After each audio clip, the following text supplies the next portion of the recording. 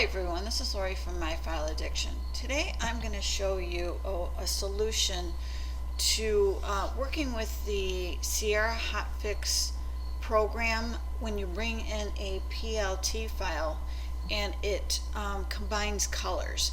So I'm going to show you today working off of this Dxf file that I have on my website.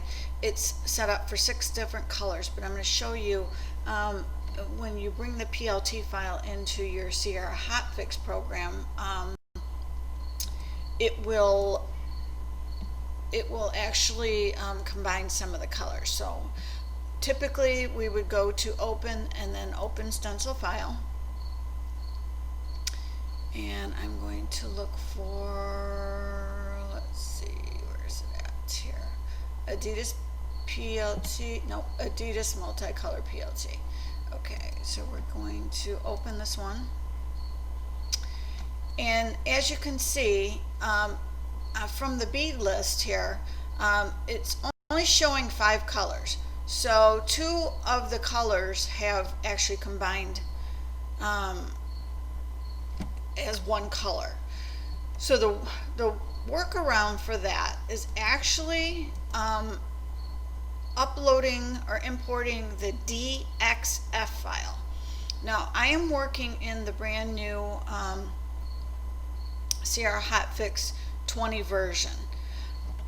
It for sure can be done in the 17 version, and I believe it can be done in the version prior to that, which I think might be version 11. I had a customer that can upload or she can open up the Dxf file, but she wasn't quite sure of the steps that I was telling her to do, so it didn't quite work out. But you're going to have to try and see if you can work around the steps I'm going to tell you. Now they have made some changes to the program, so where you're going to locate some of these steps might be different than what I'm showing you, because I'll show you what they've done, and they've combined some things. So we are going to go into the artwork tab, and if you notice, my tab up here is called Bling. I believe in the 27 or in the 17 version, it's called Hotfix. So that's one change that they've made. But okay, so we're going to go into artwork, and we're going to go into the tab Open Vector File.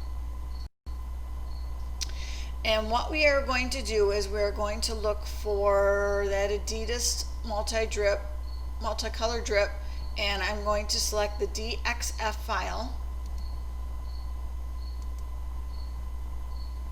and I'm going to leave it on US. Select OK. And some of these files, when you open them up, you have to zoom way out. They are placed way outside your viewing area. I don't know why that happens, but it's kind of a little quirk in the program. So I'm just going to drag this back into my viewing area, and I'm going to zoom in. Okay, so with SVGs and Dxf files and EPS files for my other customers, I break them up into multiple templates. Okay, so this one I was able to break it up into 2 templates, alternating the colors. So sometimes the templates will be 3, 4, 5 different split ups. But what we're going to have to do first is we're going to have to put this design back together. And with my particular designs, I put a black box around the design, which is this black line. And both of these boxes are the same exact size. So putting this design back together is going to be very, very simple with the black boxes attached to the file pieces. If you didn't have them, then you'd have to kind of manually try to line everything up yourself. But I'm going to show you a very easy way that you can do this. So right now the file is going to come in as one piece. So what we need to do is we need to ungroup it. and you are going to select the file, and normally you would right click and select your ungroup.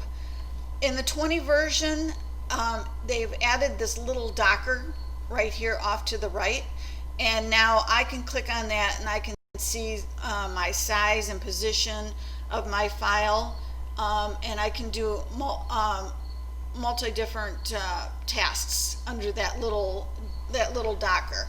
So mine is now under here. So I'm going to go to the group option, and I'm going to select ungroup all.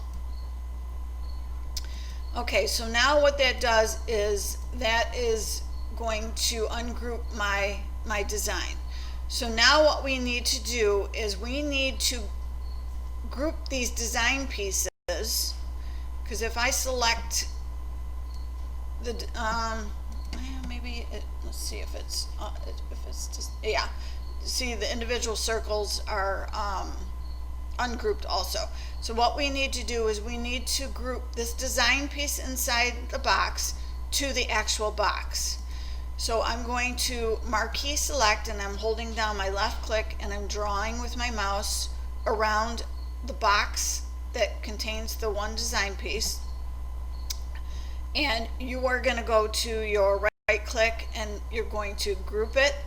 I'm going to go to my Docker, and I'm going to select group, and I'm going to select vector group, and that should let's see here.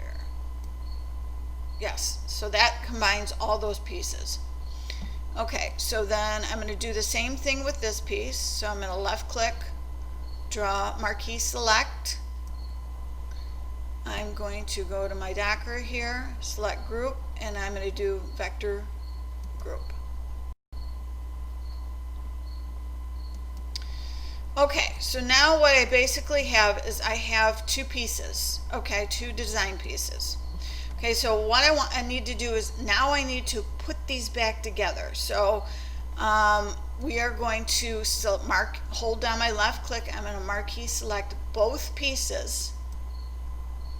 Okay, and then what you'll probably do is you'll probably right click, and I'm going to go into my Docker here, and I'm going to go to the option align objects.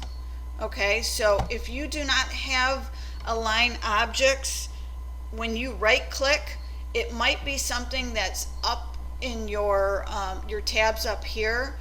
I didn't have I didn't have the 17 version for very long before I upgraded to the 20 version, so I can't exactly remember where that was, but I do believe it is under when you right click on the design. So look under there first.